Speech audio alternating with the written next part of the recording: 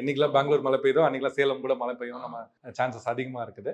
So coming டேஸில் கண்டிப்பாக ரொம்ப சஃபரான மாவட்டங்கள், அதாவது வட உள் மாவட்டங்களில் தருமபுரி, கிருஷ்ணகிரி, சேலம், ஈரோடு, நாமக்கல், கரூர், இந்த வட உள் மாவட்டங்கள் எல்லா இடத்துலையுமே நமக்கு வருகின்ற நாட்களில் ஒரு நாளில் விட்டு ஒரு நாள், இன்னைக்கு இல்லைனாலும் ஒரு 3 நாள்ல ஒரு வாட்டி அது மாதிரி கண்டிப்பாக வெப்பசலன மழை பெய்யறதுக்கான வாய்ப்பு இருக்குது. அதனால கம்ப்ளீட்டாக கோல்டாக இருக்குன்னு சொல்ல முடியாது. காலையில் வெயில் அடிக்கும், மாலை நேரம் இரவு நேரத்தில் கண்டிப்பாக மழை பெய்யறதுக்கான சான்ஸ் இருக்குது. கண்டிப்பாக அவங்க ஏப்ரலில் பார்த்த பீக் இங்கே திருப்பி வராதுன்னு நினைக்கிறேன். மேபி 40, 41 வரைக்கும் எல்லாம் பார்த்து 42, 43, 44 அந்த கரூர் பகுதியில் 2-3 நாள் தொடங்கும். பட் ரெயின்ஸ் வந்தாலே ஓரளவுக்கு நம்மளால அந்த ஹீட் வந்து நமக்கு கம்மியாக பார்த்துருக்கோம். ஸோ அது ஒரு நாள் மழைனால போயிடாது.